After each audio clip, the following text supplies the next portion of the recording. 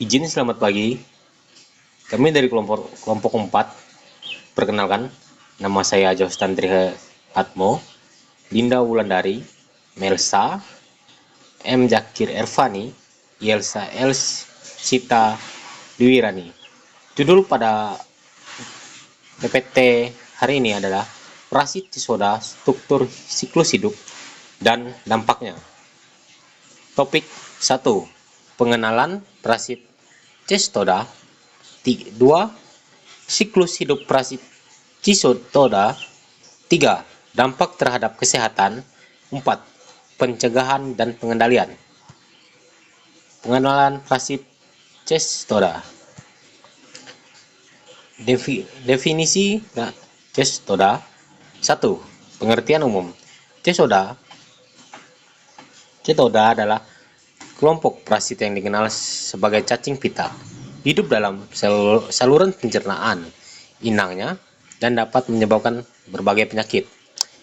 2. Klasifikasi dan jenis. Cetoda berbagi menjadi beberapa jenis dan jenis seperti Tanien, Diplydium, dan Echinococute, masing-masing dengan karakteristik dan siklus hidup yang berbeda. Morfologi Cestoda. 1. Struktur tubuh. Cestoda memiliki tubuh yang pipih dan berbentuk sigen, terdiri dari bagian kepala, skolek yang dilengkapi dengan kait atau piala penghisap. 2.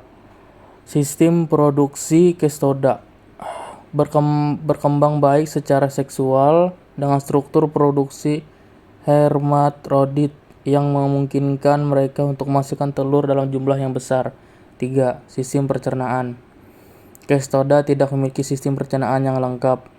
Mereka menyerap nutrisi langsung melalui kulit tubuh yang berfungsi untuk bertahan hidup. Siklus hidup parasit Cestoda. Tahapan siklus hidup.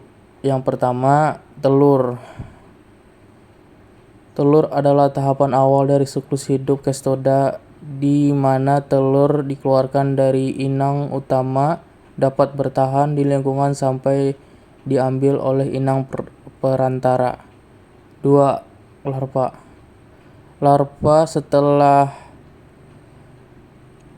pelaran telur oleh inang perantara akan berkembang menjadi bentuk yang lebih kompleks. Tahapan ini penting untuk infeksi lebih lanjut pada inang yang sesuai. Inang dan penyebaran. 1. Inang utama. Inang utama adalah spesies di mana Cestoda mempunyai dewasa dan melakukan reproduksi. Biasanya inang ini adalah mamalia terbentuk termasuk manusia yang terinfeksi. 2. Inang perantara. Inang perantara adalah organisme yang menjadi tempat larva Cestoda berkembang. Ini bisa berupa hewan seperti babi atau ikan yang terlibat dalam parasit.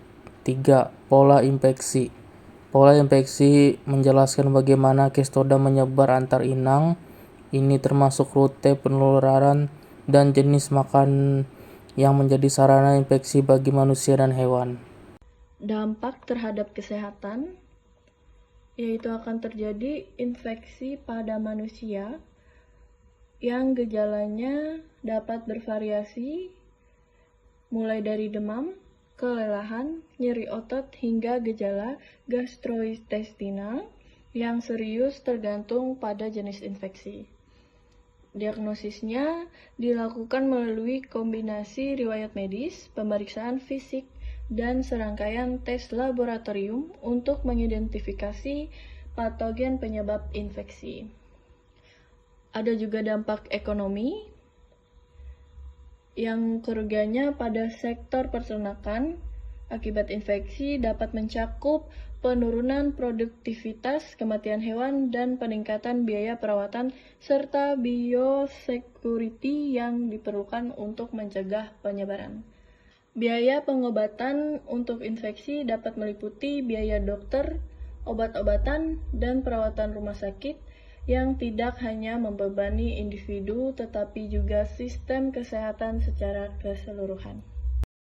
Pencegahan dan pengendalian. Strategi pencegahan. Yang pertama yaitu sanitasi dan kebersihan. Sanitasi dan kebersihan adalah aspek penting dalam mencegah penyebaran penyakit, meliputi pengelolaan limbah, penyediaan air bersih, dan menjaga kebersihan lingkungan. Yang kedua yaitu edukasi dan penyuluhan. Edukasi dan penyuluhan bertujuan untuk meningkatkan kesadaran masyarakat tentang kesehatan, bahaya penyakit, dan pentingnya tindakan pencegahan melalui kampanye dan program pelatihan. Selanjutnya adalah pengobatan dan intervensi. 1. Obat-obatan dan terapi. Obat-obatan dan terapi merujuk pada penggunaan medis untuk mengobati penyakit, termasuk jenis obat yang efektif dan regimen terapi yang harus diikuti pasien. 2. Intervensi kebijakan kesehatan.